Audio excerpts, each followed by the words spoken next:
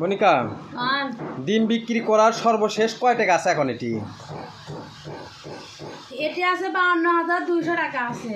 52,200 টাকা আছে। আচ্ছা, ওর থেকে 12,200 টাকা বাদ সরে থাও তো।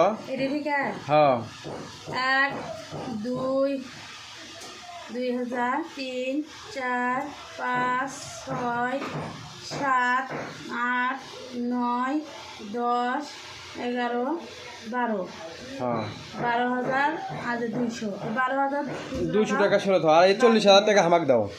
এলে যে আপনি করবেন কি ওই 40,000 টাকা দে। এতগুলো টাকা দিয়ে ওই যে একজন যে টাকা পায় তাকে যে টাকা দেওয়ার কথা আছে। তোরা এখন আপনি ইয়ে থেকে ইয়ে তুলবে এলানাটার থেকে যে আমি কিস্তি তুলবে ছিলাম না, তুলে আমি দিবে ছিলাম না। কিস্তি এ মাসে দিবি না, কিস্তি এ মাসে দিবি না, সামনে মাসে কিস্তি দিবি। কিস্তি এ মাসত চাইছিলাম, কিস্তি চাইছিলাম যে এই কিস্তিটা তুলে তাক টাকাটা দেবো, কিন্তু কিস্তি দিয়ে মাসত দিবি না, কিস্তি দিবি সামনে মাসত।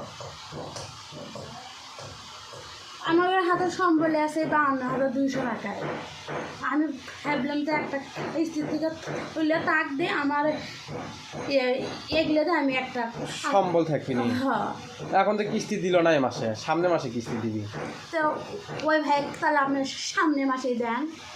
ওই ভাই থেকে আর সময় নেওয়া যাবি না, মেলা দিন সময় নিছি মনিকা। আর দিবি না ওই ভাই? না, ওই ভাই থেকে আর মাত্র একটা মাস। না, ওই ভাই আর সময় দিবি না। তুমি ওই ভাই থেকে সময় আর নিতে আমাকে নিজে কি শরম করতেছে, আমাকে নিজে কি শরম করতেছে ওই ভাই থেকে সময় নেওয়ার নিতে। আমি আর সময় নিলাম না। তুমি এই ডিম বিক্রি করা সর্বশেষ এই টাকার থেকেই দাও। কিস্তি তুললে আবার এই টাকা থেকে দিই। আমার কাছে তো আর ডিম বিক্রি টাকা 1 টাকাও থাকলো না। থাক, সমস্যা নাই।